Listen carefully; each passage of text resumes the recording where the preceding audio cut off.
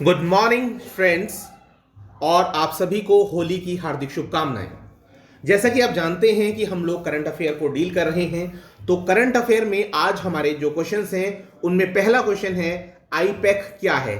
IPAC ये क्या है क्या कि चाइना के अलग अलग देशों के साथ काफी लंबे समय से मनमुटाव चल रहे हैं, जिसमें बहुत सारे मुद्दे हैं।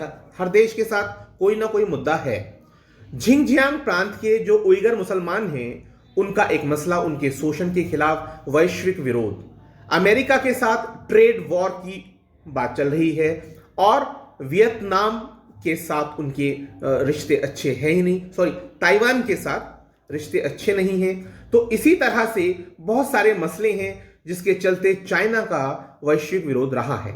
अब इसमें 8 लोकतांत्रिक देशों, जिनमें America, Britain, Australia, Canada, Sweden, Japan, Germany और यूरोपियन संसद, इन देशों ने मिलकर क्या किया? Inter parliamentary alliance on China का गठन किया, जो 5 जून 2020 को हुआ।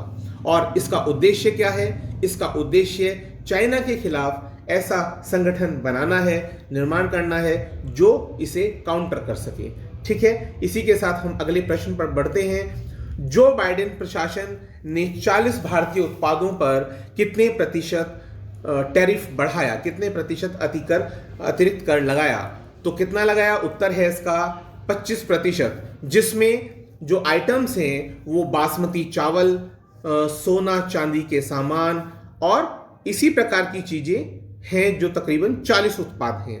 इसके बाद अगला प्रश्न आता है, वह मालवाहक पोत जो हाल ही में जहाज में स्वेज नहर में फंस गया, जिसके कारण वैश्विक व्यापार को प्रभावित होना पड़ा, तो उसका नाम क्या है? उसका नाम है एवर गिवन।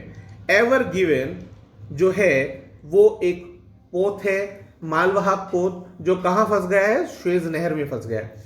तो वो डायगोनली फंस गया है, जिससे कि पूर्व और पश्चिम के बीच का व्यापार, यानी यूरोप और एशिया को जोड़ने वाला वो जो शॉर्टेस्ट पाथ है वो रुक गया।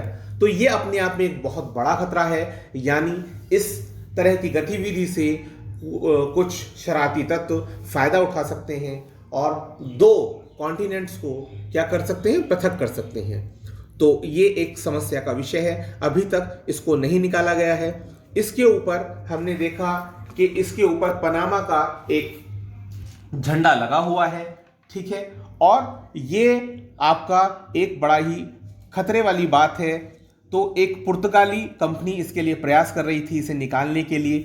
थोड़ा सा स्वेज नहर के बारे में ब्रीफ कर देता हूं। स्वेज नहर जो है वो भूमध्य सागर यानी मेडिटेरेनियन सी को लाल सागर से जोड़ती है। इसके ऊपर इजिप्ट का कब्जा है। इसका निर्माण जो हुआ वो 1858-59 में स्टार्ट हुआ और तकरीबन 10 सालों में ये बनकर तैयार हुआ। बनाने वाले से फर्डिनेंड डी लेपेज हैं, जिन्होंने इसके निर्माण का प्रयास किया।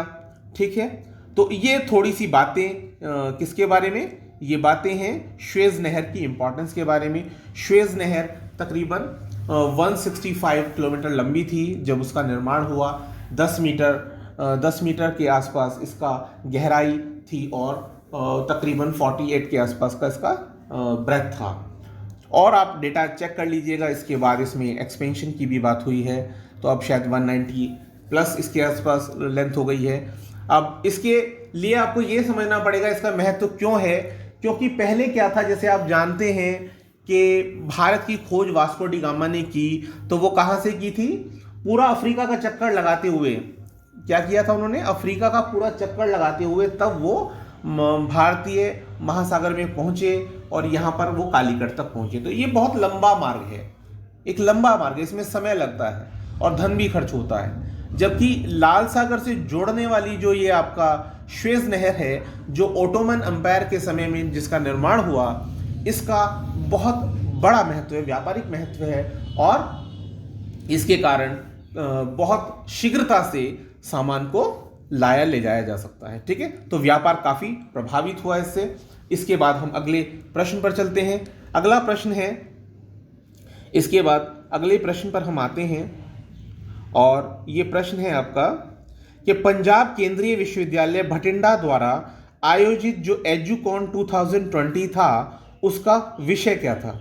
तो उसका विषय था वैश्विक शांति। वैश्विक शांति को बहाल रखने के लिए युवाओं में, युवा यानी जो यंग लोग हैं, उनमें बदलाव के लिए शिक्षा की संकल्पना, यानी शिक्षा में उसी तरह के सुधार किए जाएं या चेंजेस किए जाएं जैसी आवश्यकता है वैश्विक शांति के लिए। इसके बाद अगला प्रश्न आता है 26 से लेकर 30 नवंबर 2020 को प्रतिष्ठित तानसेन सम्मान किसको प्रदान किया गया? तो किसे प्रदान किया गया था? ये पंडित सतीश व्यास जो संतूर वादक रहे हैं। इसके बाद नेक्स्ट क्वेश्चन, 6 अक्टूबर 2020 में तमिलनाडु सरकार ने 80,000 सरकारी स्कूलों के लिए कौन सी योजना प्रारंभ की थी?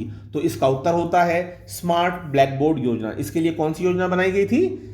स्मार्ट ब्लैक बोर्ड योजना बनाई गई थी। इसके बाद नेक्स्ट क्वेश्चन है कि भारत का पहला मॉस गार्डन, कौन सा गार्डन? मॉस गार्डन, जो काई होती है आपकी, वो स्थापित किया गया। कहाँ किया गया था ये?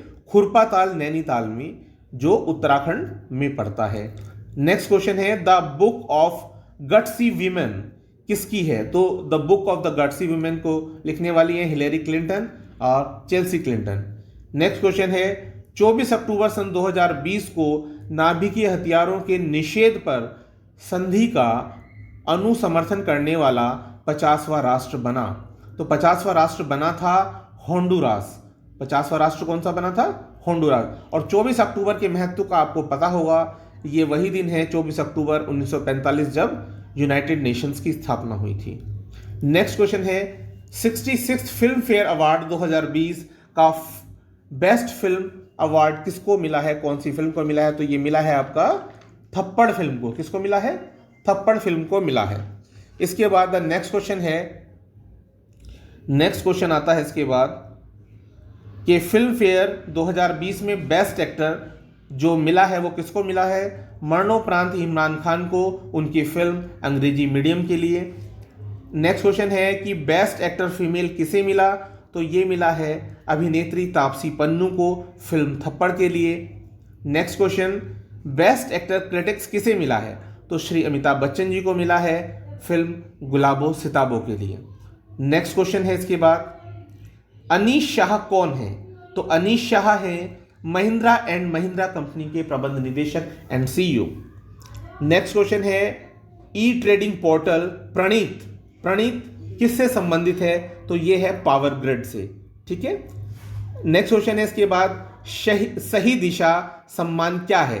तो यूनाइटेड नेशन डेवलपमेंट प्रोग्राम के अंतर्गत जो महिलाओं को कार्य करने के दौरान परेशानियां होती हैं अपने वर्क प्लेस पर, तो उनका ध्यान रखने के लिए ये इसकी शुरुआत की गई थी। Thanks a lot for watching this video, और दोबारा से आप सभी को हार्दिक शुभकामनाएं होली की। Thanks a lot.